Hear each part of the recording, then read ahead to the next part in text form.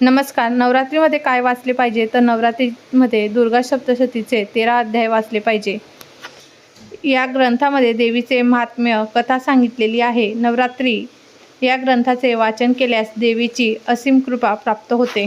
तसेच काही जणांना जर दुर्गा सप्तशतीचे पाठ दररोज करता येणार नाही तर त्यांनी पुढील सेवा करू शकतात. नवरात्रीमध्ये तुम्ही देवी चालीसाचे पठण देखील करू शकतात. यासोबत तुम्ही देवी लक्ष्मी स्तोत्राचे पठण करू शकतात. 99 मंत्र, महालक्ष्मी अष्टक यांचे पठण करू शकतात. तसेच कुंकुमार्चन करू शकतात. देवीची ओटी भरू शकतात.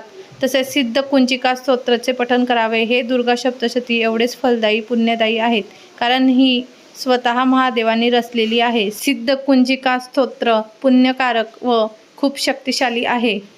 तसेच नवरात्रीमध्ये आपल्या कुलदेवतेचे नामस्मरण करणे अत्यंत शुभ मानले जाते. यासोबतच तुम्ही नवरात्रीचे उपवाससुद्धा करावे.